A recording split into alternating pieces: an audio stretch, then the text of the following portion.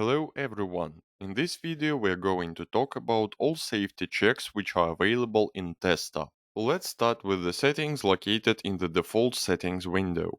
The first checkbox you may need is called Emergency Stop if ADC is in an overrange. If you enable this option and run the test where your input channel receives more than 10 volts during the test from the sensor, you will get an emergency stop.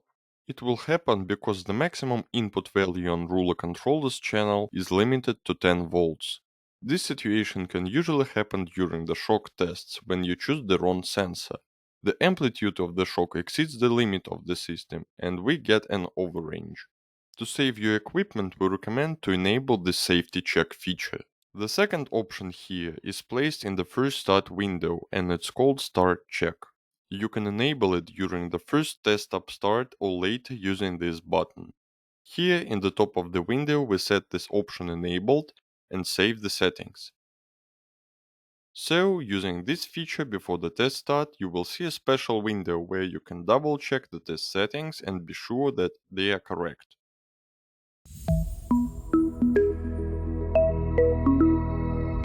Another good way to check the channels and the outputs of the system is to use Diagnostics window.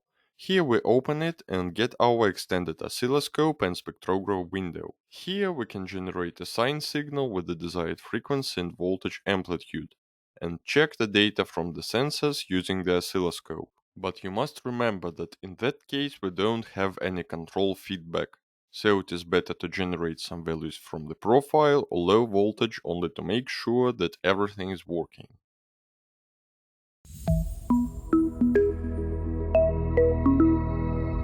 Now we will continue with safety checks during the test setup.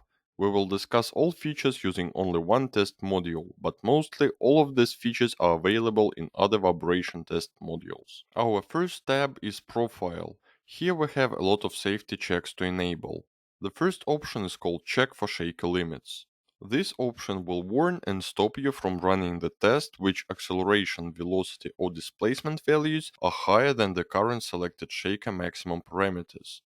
I recommend you to have this feature always on. Also in this test we can enable the channel's overrange check like previously in the default settings window, so you can turn this feature on and off every time you wish. This way you can enable it for all test types from the default settings or turn it only for the current vibration test.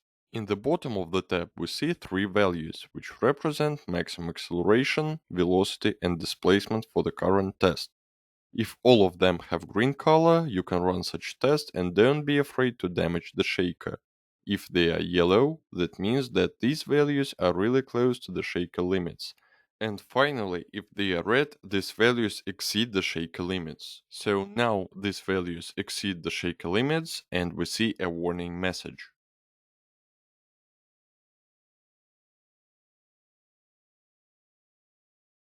Another useful safety option in the Profile tab are positive and negative abort and tolerance limits. You can enter them for every profile line in the test. If the control sensor will receive the signal which exceeds the tolerance line during the test run, you will get a warning message in the test log. In case of crossing the abort lines, the test will be stopped and we will get an emergency stop.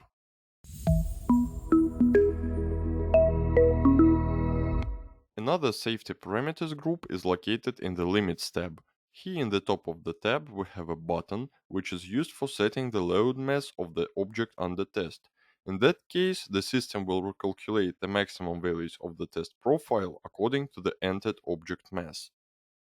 After that, we can limit the maximum output voltage of the system for the test and limit the coefficient which shows the output voltage to input acceleration ratio. I recommend to use the default values for this. These settings are always on, so you don't need to enable them every test run.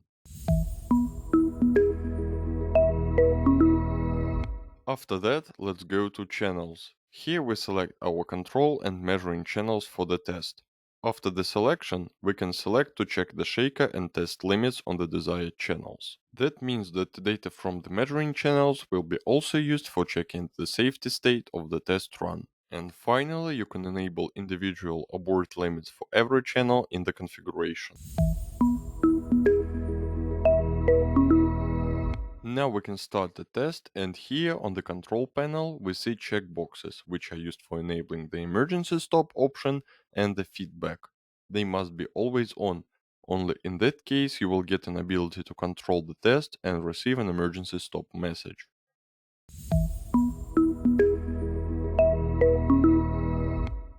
In some tests like random or shock, we have an ability to confirm the test start. In that case, we will get an additional test start request message.